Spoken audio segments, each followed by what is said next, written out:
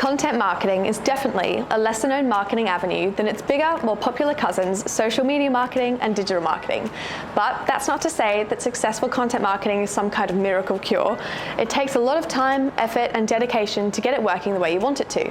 But it's sure as hell one of the best things you'll ever do for your business. So now, let's take a look at why you need a content marketing strategy and how to build one that'll take your company to the next level. Hey guys, it's Liv here from Neighbourhood, where we help brands find, sell and keep their people. So first things first, why content marketing? Well, people love content. Ask anyone for their favourite YouTube channel, podcast, Instagram account or blog, and you'll undoubtedly get a different answer every time. According to Ofcom, the average adult spends over 3 hours a day online, with nearly 2.5 hours on social media. Internet users are constantly hunting for content to occupy their time, which is why content marketing is such a powerful tool. Not only that, the internet is such a powerful front of knowledge because of content marketing. Think about it. If you've got a question, then your instinct is to, of course, head over to Google. Let's say you're curious about what you should be feeding your new puppy. You immediately get a snippet of the top result that gives you a quick answer. But what many users don't always consider is that these top results are from companies that are trying to sell a product or service. For example, with this search, the RSPCA may be trying to sell pet insurance. So, part of their marketing strategy is to create useful, authoritative content that gets their website in front of users to demonstrate their expertise.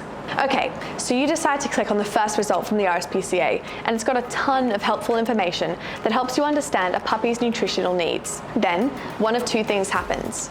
You close the tab and don't think about that website again. But when it's time to insure your puppy and you begin comparing prices, RSPCA Pet Insurance stands out because it's a familiar name. Chances are you're more likely to choose it as a product because it's familiar.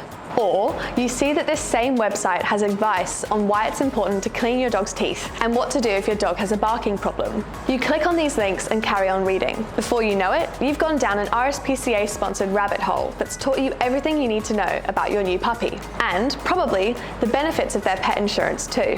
So now you're more likely to buy their pet insurance product, and that's why content marketing is so important. Sure, it's kind of a slow burn deal when you compare it to other marketing strategies like PPC, but it's definitely effective as a means to grow organic traffic and prove perceived quality and attention on search engines.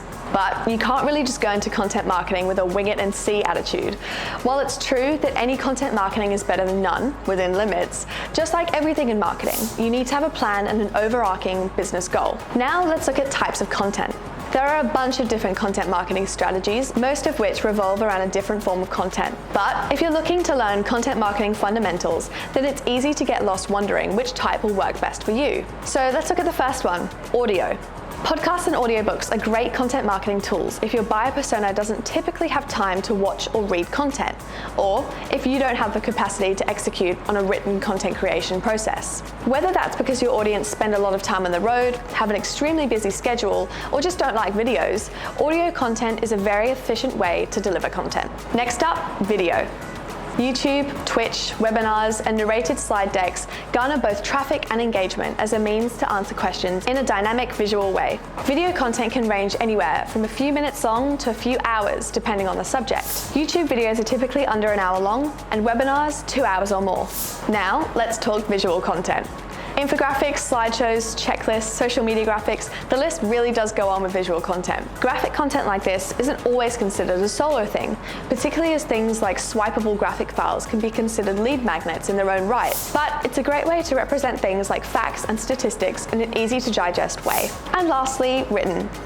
As far as examples of content go, it pays to get your author on. Blog posts, emails, quizzes, white papers, social media posts, captions, and more. Written content is the most easily recognizable in content marketing, and it garners massive organic traffic for a reason. From in-depth guides to quick explainers, this format of content strategy is as old as the internet itself. But it is worth mentioning that it's best suited to users who regularly have the time to read, as you might expect. If you're enjoying this video, be sure to subscribe and leave a like. And if you're on YouTube, make sure you hit that bell so you can stay up to date on all of our latest videos delivered every single week to your inbox. Okay, so now that you've got a rundown of the different content types, let's take a look at how to build a content marketing strategy that knocks your marketing goals out of the park and puts you on track for success. Step 1, who's buying? Yep, just like with your other marketing strategies, you need to know who your potential buyers are, who's going to be buying what you're selling. But what content marketing tips often forget to tell you is that buyer personas aren't exactly the be-all and end-all of content marketing tactics. While there are going to be people reading your content because they're curious about what you do and what your product is, if you're only focusing on the people you know about, that's a huge chunk of your audience you're potentially missing out on addressing. Step 2, think about your goals.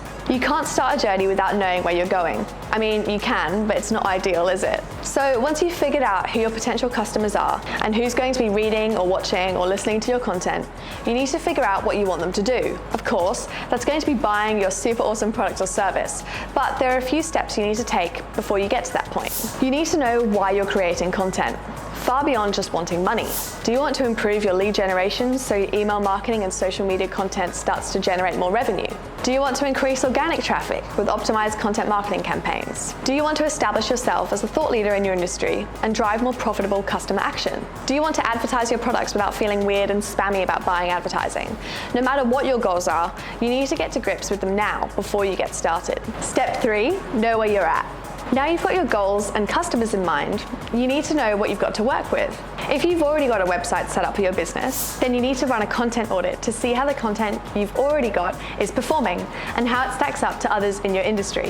If you're planning on publishing content through social media, then it's also worth looking at all of your previous posts to see how well they've performed. Content audits might sound a bit scary, but they're surprisingly simple once you know what you're doing.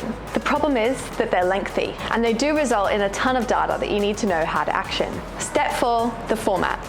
We're now starting to get a clearer picture of your content strategy, but there's still one major thing you need to decide on, and that's what format your content's going to take.